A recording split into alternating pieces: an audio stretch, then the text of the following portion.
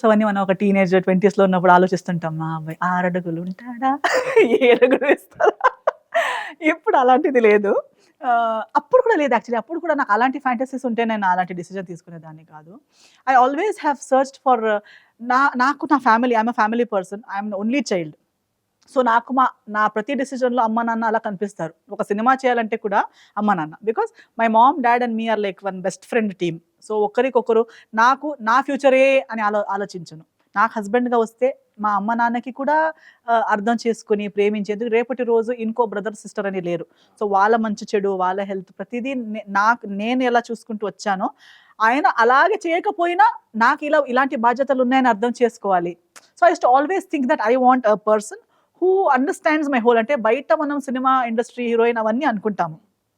But when you know person personally there are so many things, other things attached. I'm not just Telugu సినిమాలో heroine మాత్రమే కాదు నేను.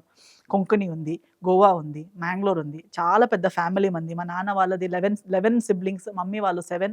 మా direct నా cousins, mummy daddy family కలిస్తేనే ఒక 200 మెంబర్స్ అయిపోతాం మనం. అంత చాలా పెద్ద ఫ్యామిలీ. కజిన్స్ ఇటు 30 మెంబర్స్, అక్కడ 20 మెంబర్స్ అలా. సో నేను అన్నీ ఆలోచిస్తాను అందరితో కలిసి. సో చిన్నప్పటి నుంచి మనం అలా ఫ్యామిలీతో కలిసే పెరిగాం కాబట్టి ఏదో న్యూక్లియర్ దూరంగా పెంచుంటే ఆ థాట్స్ ఉండవు. నేను నా ఫ్యామిలీ అలా ఉంటుంది, నా లైఫ్. బట్ నేను ఎప్పుడు అలా మన ఫ్యామిలీ ఎప్పుడు మన మొత్తం ఫ్యామిలీ అలా ఉంటుంది కాబట్టి I always think someone who understands this.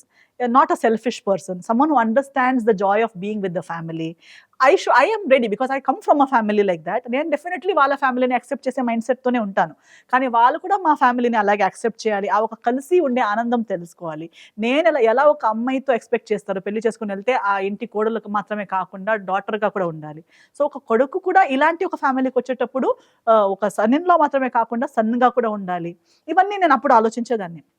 Now I think in today's time to find someone who is not selfish is a very big thing because selfish, I think we have all become so me myself ఎంతవరకు అయిపోయామంటే we always think నా comfort, నా space, నాకు ఇది కావాలి, నాకు పెద్ద car కావాలి.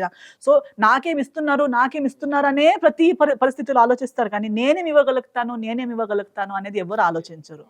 So అలాంటి ఒక మైండ్ సెట్ ఉండాలి. Should be a giver while receiving. Definitely only giver కాదు. I understand that. So a person should be giving, receiving, understanding. లైఫ్లో ఉన్న చిన్న చిన్న మైన్యూట్ థింగ్స్, పెద్ద థింగ్స్ అందరూ ఆలోచిస్తారు అండ్ అర్థం చేసుకుంటారు. బట్ చిన్న చిన్న మైన్యూట్ థింగ్స్ ఉన్నాయి కదా, అవి చాలా రెస్పెక్ట్. నేను చెప్పినట్టు